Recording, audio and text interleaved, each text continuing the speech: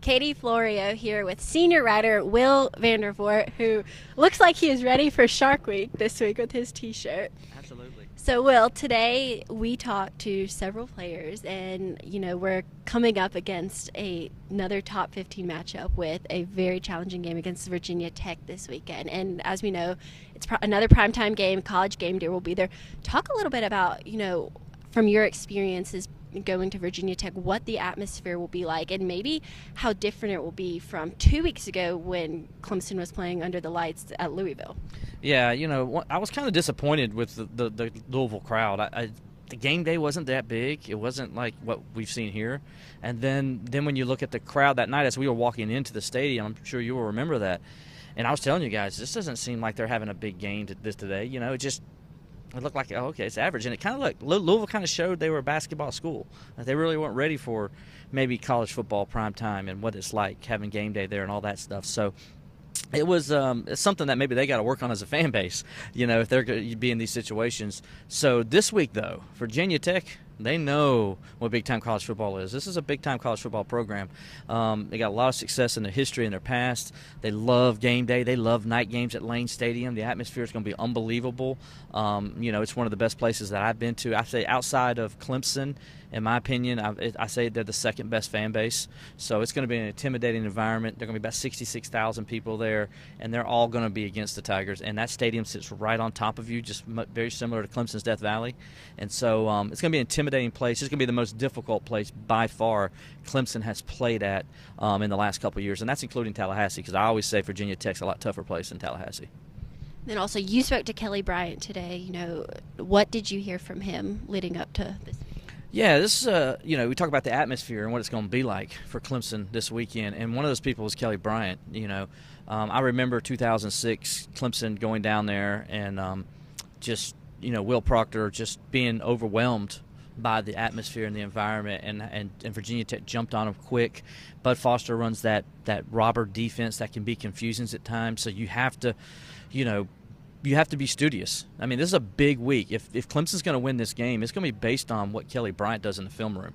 Because I remember last year, Deshaun Watson came in. He found out he was playing Virginia Tech in the ACC Championship game, and he was all giddy. I mean, he was excited. Couldn't wait. And that's how Deshaun is. He loves to play Nick Saban and Bud Foster and Bill Belichick, as he did yesterday for the Patriots. He loves to go against those good defensive coordinators and see what's in their minds, and he tries to break them down.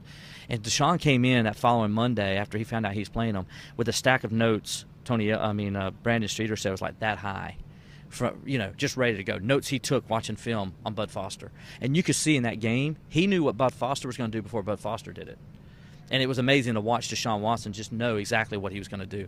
Now, I don't think Kelly Bryant needs to do that exactly, because Deshaun's just a different kid. But he needs to be aware of what kind of scheme it's going to be. And these guys are very experienced in the secondary. We saw Boston College, who had a very experienced secondary, give Clemson some issues last week and what they did in their scheming.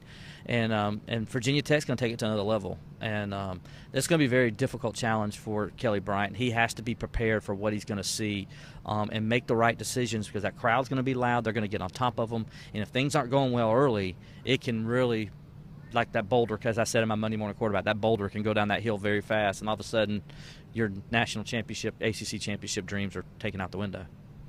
We also know that freshmen Travis Etienne and Tavian Feaster have been named 1 and 2 as far as running backs, and both of them have obviously all 4 running backs have done a good job, but those 2 have kind of just emerged, especially Etienne only being a freshman with his, I think it was 81-yard rushing touchdown at Louisville, and then 2 touchdowns in the fourth quarter against Boston College this week. What do you see from them, and what are your opinions on them?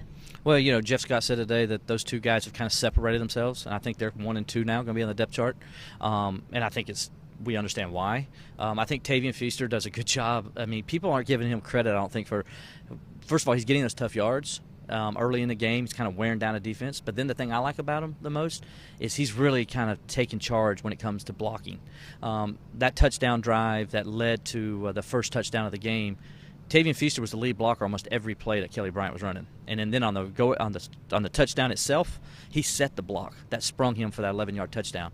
That shows you a lot of where he's come in the last year. And I think that's why he's your starter. And then bringing Tavian in as sort of that that quick change of back, that guy who's got that speed. And what a lot of people probably didn't notice in the game film was Adam Choice got hurt on the play before Etienne came in.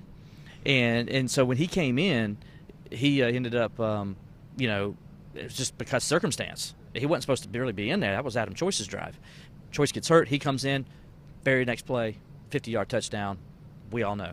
In 3 games, he's only played in 3 games so far, not 4. He's only played it. He didn't play against Auburn. He's got 3. He's led Clemson in rushing all 3 games, and he's got at least 1 run in each game of over 50 yards. That's what that guy brings to the table. And then you got Feaster, who's the workhorse and brings all he does to the table. And that's why I think this running game for Clemson. And then you add Kelly Bryant, who leads the team in carries with 66 carries. He's the workhorse as well. I think you could bring all those 3 guys. They bring something different to each of them, and it makes the quarterback now an extra player that defenses have to pay attention to. It's hard to stop. And then if they can start throwing the ball, it's even going to be harder, as we saw at Louisville. So keep up with the Clemson Insider as we continue full coverage the rest of this week.